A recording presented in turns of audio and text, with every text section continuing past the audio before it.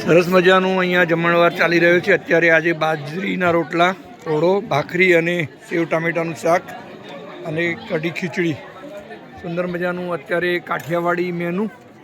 અને એ પણ અત્યારના સમયની અંદર ભાવિકભાઈ દ્વારા અત્યારે અને હરેશભાઈ દ્વારા અત્યારે સરસ મજાના મામેરાના, આવતીકાલે મામેરામાં જવાનું છે અને આગલા દિવસે 2 દિવસથી સતત અમે આ જમણવાર કરી રહ્યા છીએ અને સાથે જમી રહ્યા છીએ। હા, દશરથભાઈ સી રાઠોડ, ભોલેનાથ કેટરર્સ, એમનું આ છે। હા, શું કહેવું છે આપનું આ બાબતે? રસોઈ એકદમ જોરદાર છે। સવાર સાંજ બંને ટાઈમ સરસ। ગઈકાલે અને આજે, ગઈકાલના 2 ટાઈમ ને આજના 2 ટાઈમ એકદમ રસોઈમાં કંઈ કહેવા પણ નથી। અચ્છા, એટલે મઉનું આપણું પેટાપરું મઉ ટાંડાથી જ દશરથભાઈ સી રાઠોડ છે અને એમનું પોતાનું ભોલેનાથ કેટરર્સ છે। અહીંયા મારી સાથે મઉના યુવા મિત્રો જોડાયેલા છે અને એ લોકોના જમ્યા પછીનું એમનું પોતાનું એવું કહેવું છે કે ભાઈ આ સરસ મજાનું મોળો, સેવ ટામેટાનું શાક, કઢી એકદમ લિજ્જતદાર બધું બનેલું છે। કાઠિયાવાડી મેનુ અત્યારે હાલ એક નંબર મેનુ અત્યારે હાલ છે। સરસ। તો આ હવે દશરથભાઈને આપણે આનાથી અગાઉ બધા ઓર્ડર એમને મળશે એવું અહીંયા એમનું આ 2 દિવસના જમણવારના અંતે અમે એવા કન્ક્લુઝન ઉપર ગયા છીએ કે જમણવારમાં સારું છે। આપનું શું કહેવું છે આ તબક્કે આ દશરથભાઈના રસોઈ બાબતે? અચ્છા, નોન એસિડિટી પણ નથી થતી અને સાત્વિક ભોજન ઘરના જેવું।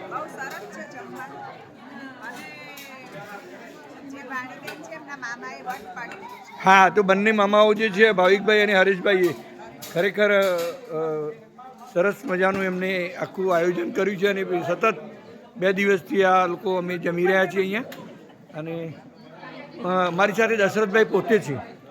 દશરથભાઈ, આપનું શું કહેવું છે કે આપનું આ કેટરર્સમાં આપ કયા પ્રકારના મસાલાઓને કેવો ઉપયોગ કરો છો જનરલી? રામદેવના। અને જે ઘરેલું ટૂંકમાં કોઈ ગરમ વસ્તુ કે જે શરીરમાં એસિડિટી અથવા એવું તેવું કરે એવું કોઈ વસ્તુ? કારણ કે અમે આ વસ્તુ ખાસ જોઈ તમારી ગેરંટી। તો આ દશરથભાઈ મારી સાથે હતા, મેઇન રસોયા, અને એમની આખી આ ટીમ છે। અત્યારે સરસ મજાના બાજરીના રોટલા અને ભાખરી, રીંગણનો ઓળો, સાથે સાથે સેવ ટામેટાનું શાક અને ખીચડી અને કઢી આ પ્રકારનું હતું। અત્યારે હાલ હું દશરથભાઈના સાથે અત્યારે હું પોતે છું અને આગળ આવતા। હા, તો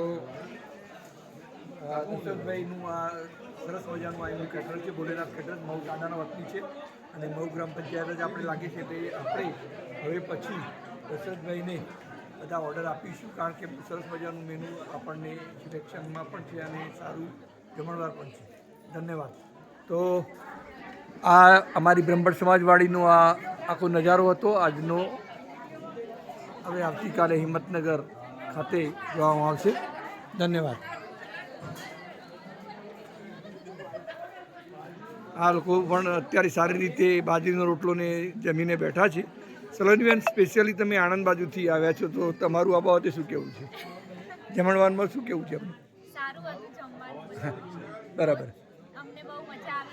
હા, સરસ સરસ સરસ। તો આ એક સાત્વિક ભોજન છે, કહેવાય કે ઘરેલું ભોજન છે, ઘરનું ખાતા હોય એ રીતે, અને કોઈ એસિડિટી કે એવું કંઈ થતું નથી। સરસ, સુંદર, ધન્યવાદ।